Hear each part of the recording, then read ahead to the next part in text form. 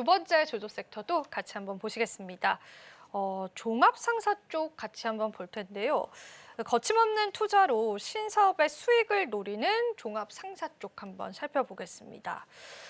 종합상사 쪽 이거 좀 생소하실 수 있을 것 같아요. 투자자분들이. 저도 사실은 생소한데요. 전문가님 어떻게 또 보실까요? 보통 우리 옛날에 상사맨이라고 불렀던 우리 아버지 예. 세대. 네. 이게 진짜 옛날 생각이 좀 나는 것 같습니다. 예, 네. 우리 그 어르신들 아버님 네. 세대 한 80년대 이때 90년대에 상사맨이라고 불렸고 그래서 전 세계를 다니면서 그 무역을 하고 각종 그 여러 물건들을 수출하던 그런 분들이었는데 그동안에는 이런 이미지가 굉장히 강했었죠. 그랬는데 종합상사라는 게 뭐냐면은 그야말로 돈 되는 것은 무엇이든지 파는 기업이다 보니까 무역만 하는 것이 아니라 에너지 사업, 그다음에 투자 사업이라든가 그야말로 할 수 있는 모든 사업은 종합 집대성에서 할 수 있는 그런 회사라는 것이 특징입니다. 그래서 지금 현재 그 90년대, 2000년대 당시에 그 엄청나게 힘든 시기에 그 무역은 계속해가지고서는 그 전체적인 비중이 줄어들었습니다. 종합상사 부문에서. 그런데 시간이 지나면서 어떤 부문으로 갔느냐. 자원개발, 에너지, 그다음에 또 해외에 대한 투자 이런 쪽으로 해가지고서 서서히 방향을 전환을 했고 실제로 그런 것으로 인해 가지고 굉장히 많은 그 여러 가지 성과를 내고 있는 것이 이제 많이 요즘 특징이라고 보시면 되겠고요. 현재 국내에 있는 여러 K상사 옛날에는 13개 업체가 지정이 됐었는데 지금은 되게 많이 줄었습니다. 그래서 여기에서 좀 줄어들었지만 어쨌든 이 종목들이 여전히 아직까지도 우리가 보고 있는 그런 종목이라고 보시면 되겠고 첫 번째 삼성물산 일단 요즘 삼성 CNT라 그러죠. 삼성물산이 현재 미국의 태양광 개발에 거의 뭐 핵심을 지금 잡고 있는데 100여 개 이상의 현장을 지금 가지고 있고 그래서 태양광과 ESS 프로젝트를 진행을 하다 보니 이게 우습게도 2차 전지에 삼성물산이 들어가야 될 상황에 지금 와 있다고 보셔야 되거든요, 사실. 그런 상황에 돼 있습니다. 그래서 이게 재미있는 것이 그래서 우리가 보고 있는 단순한 건설이라든가 아니면 우리가 알고 있는 뭐 에버랜드 뭐 이런 단순 지분으로만 생각하는 것이 아니라 이런 그 개발, 에너지 개발 쪽으로도 되어 있다는 걸 보셔야 되는 거고 그다음에 두 번째 포스코 인터내셔널인데 이게 원래 옛날에는 그 대우그룹 소속이었죠. 대우인터내셔널이었었는데 이게 돌다가 결국 포스코 쪽으로 안착이 됐습니다. 그래서 이쪽은 이제 에너지 사업, 특히 이제 LNG 사업 쪽으로 해서 밸류체인을 형성을 하고 그 이외에도 또 여러 가지 자원 개발 쪽으로 해서 지금 눈을 돌리고 있습니다. 특히 포스코 그룹이 이제 2차 전지 쪽으로 하다 보니까 2차 전지 관련된 그쪽 자재로도 지금 신경을 쓰고 있고 원자재를 또 개발을 하는데 들어가서 호주 쪽에는 LNG, 그다음에 탄자니아 쪽으로는 이런 양극재, 그다음에 여기 흑연 관련된 자원재 개발을 진행을 하고 있는 걸 보실 수가 있습니다.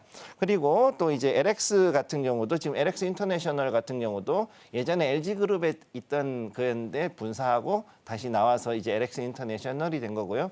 지금은 여기는 특히 이제 그 ESG, 특히 친환경 관련돼 있는 에너지 개발 쪽으로 가다 보니까 바이오매스 발전소라든가 여러 가지 그 ESG 관련 프로젝트들 그리고 거기에 맞춰서 탄소 배출권을 어느 정도 또 장사를 할 수 있는 그런 사업에 대해서 또 진행을 하고 있고 또 우리가 알다시피 2차 전지 관련주로도 지금 현재 부각이 될 수가 있기 때문에 그래서 상당히 많은 상사라든가 이런 그전에 알고 있던 무역 회사들이 이제는 전부 2차 전지 아니면은 신재생 에너지 이쪽으로 해서 섹터가 많이 변경이 된 것들을 좀 보실 수가 있습니다. 네, 좋습니다. 예전에는 우리가 무역 상사 기업들이라고 이야기를 했지만 최근에 신사업에 관해서 수익을 노리는 전략들이 좀 들어가고 있는 게 확인이 되고요. 그 신사업이다라고 한다면은 2차 전지 쪽으로까지도 뷰를 확장시킬 수 있겠습니다. 그런데 사실 이제 주가적인 측면에서 보면은 최근에 흐름들이 나쁘다라고는 보여지지 않는데 반면에 2차 전지주들은 굉장히 좀 안 좋잖아요. 네. 그러면은 어떤 차별점을 두고 이쪽 섹터와 2차 전지 관련주들을 봐야 할지가 좀 헷갈리는 부분이 있는 것 같습니다. 네, 이게 이제 아주 어려운 부분인데요. 네. 대부분의 분들이 대략 2, 3년 전에 이 2차 전지 관련해서 투자를 한다 그랬을 때 가장 큰 문제가 뭐였냐면 양극재 아니면 음극재 혹은 이제 흑연 아니면은 뭐였을까요? 이제 전고체. 이런 쪽으로 해가지고 대부분이 소재에 관련된 종목들을 가지고서만 투자를 했었습니다. 그리고 대부분이 또 그쪽이 주력이었던 사업이었는데 이 종합상사들의 특징은 뭐냐면은 2차 전지만 하는 것이 아니고 그야말로 돈 되는 거는 무엇이든지 다 하는 그런 특징을 가지고 있죠. 그래서 삼성물산 같은 경우도 크게 4개의 부문이 있어가지고 이런 에너지 부문도 있지만은 건설 사업 부문이 있고 그다음 레저라든가 패션이 있고 또 무역 상사 부문 역시 이런 것들이 아직까지 살아있는 이런 것들을 봤을 때는 종합상사의 특징은 뭐냐면은 한마디로 돈 벌어서 가지고 올 수 있는 그러한 캐시카우가 굉장히 여러 개를 가지고 있다라는 것을 봐야 되는 거죠. 그리고 그런 거를 가지고 있으면서 시류와 그다음에 전체적인 국제적인 흐름을 봤을 때 어떠한 것이 우리가 돈을 벌 수 있을 것인가에 대해서 가지고 있는 카드들이 많기 때문에 거기에 대해서 시의적절하게 그 카드들을 활용할 수 있다는 점에서 굉장히 매력적인 그런 회사라고 보시면 되겠습니다. 어떤 뷰로 또 바라봐야 할지에 관해서 좀 짚어주신 게 확인이 되고요. 최근에 그 워렌 버핏 쪽에서 일본의 종합 상사를 투자를 했다 이런 소식이 좀 전해졌는데 이 부분도 호재로 조금 생각해 볼 수 있을까요? 제가 볼 때는 상당히 중요하다고 보는 게 그 예전에 일단 상사 붐을 일으켰던 게 사실 일본이거든요. 이도주부터 시작해가지고 미쓰이라든가 여러 회사들이 중요한 회사들이 있었지 않습니까? 그런 회사들이 지금까지 해가지고서는 일본은 경제를 이끌어왔다가 버블이 터지고 나서 상당히 오랫동안 고생을 했는데 그 이후에 지금 현재 이제 일본이 다음의 세대에서 올라갈 수 있는 것이 뭐가 있냐면은 로봇이 있어요. 근데 파낙이라든가 세계 최고의 그 점유율을 자랑하는 무인 로봇인 파낙이라든가 이런 여러 가지 로봇 관련된 기업들이 일본이 지금 강점을 가지고 있고 그리고 여기에 대해서 미국이 앞으로 수출을 한다 그랬을 때 이 부분에 대한 것을 지금 버핏은 보고 있는 게 첫 번째. 그다음 두 번째는 뭐냐면은 그동안에는 엔캐리 트레이딩이라든가 엔캐리를 해가지고 즉 자본을 가지고서 이렇게 뭔가를 했던 그런 부분에서 이제는 어느 정도 이제는 모두가 다 환율이 엉망이 됐으니까 그러면 앞으로 이 상황에서 일본이 미국의 지원을 받을 확률이 높아졌다고 봤기 때문에 이제는 그 버핏도 일본에다 투자를 했다라고 보시면 되겠습니다. 좋은 포인트까지도 저희가 한번 짚어봤고요. 자, 그러면은 전문가님 이 종합 상사 기업 중에서 여러 기업들을 거론해 주셨어요. 최선호 기업이 이 안에 있을지도 좀 궁금한데요. 선호 기업은 어떤 기업일까요? 제가 이번에 가져온 선호 기업은 효성이 되겠습니다.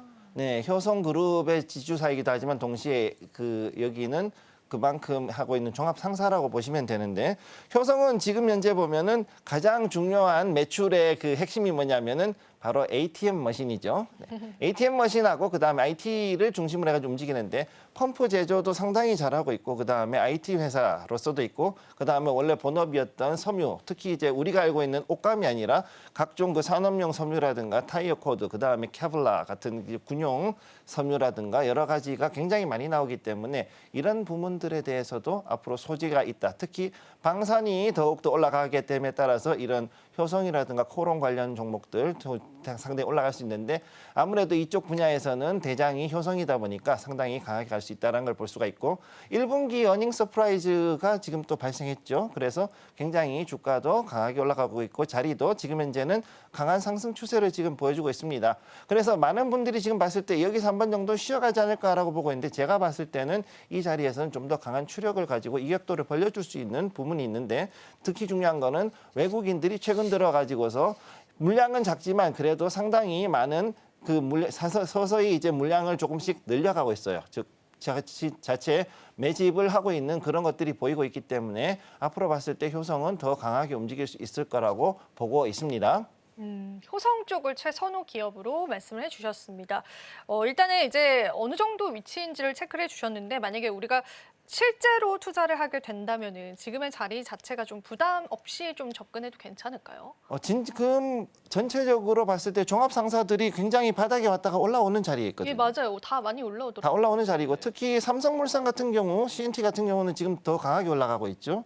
그러면은 이런 것들로 봤을 때는 앞으로는 물론 관세가 있는 위협에도 불구하고 이 종목들이 올라간다는 얘기는 그만큼 이 종목들이 어딘가에서 또 다시 캐시카우로 해서 관세를 넘어갈 수 있는 여력이 있던가 그게 아니면은 관세에 대해 가지고서는 어느 정도 면역이 생길 수 있는 요소를 가지고 있기 때문에 충분히 올라갈 수 있다. 그리고 어느 정도 저평가돼 있기 때문에 그 정도는 우리가 봤을 때 충분히 더 사더라도 지금 자리는 우리는 바이 할 수 있는 자리라고 보는 거죠. 그래서 이 부분을 중요하게 보시면 되겠습니다.